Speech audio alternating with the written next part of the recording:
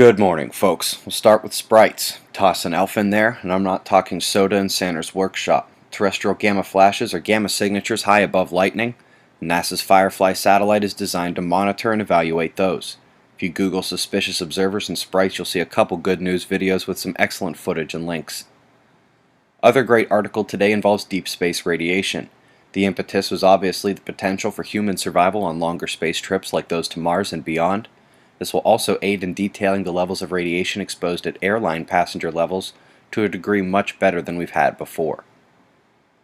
Top weather stories on Earth today include a tropical cyclone developing in the Bay of Bengal, heading due west.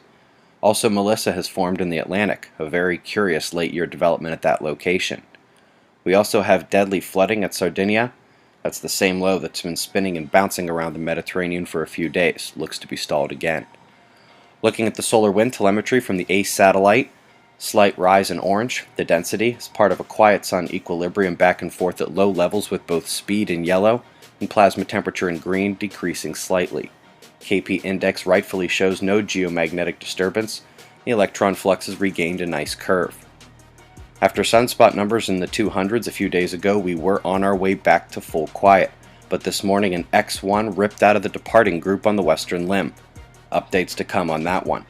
But let's discuss 1899 and show a good reason why our communities may be forever doomed to obscurity.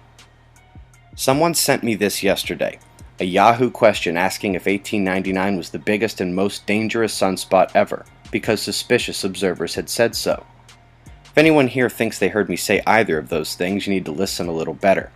Every word about the sun recently has been about it being quiet, in solar magnetic shutdown.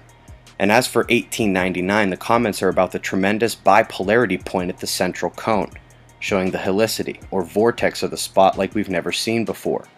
But this fool said the craziest thing imaginable, about danger and hugitude, and set off an entire page of YouTube and SO bashing, but from people who obviously didn't even come check the claims, just decided to say terrible things taking that first moron's word for something.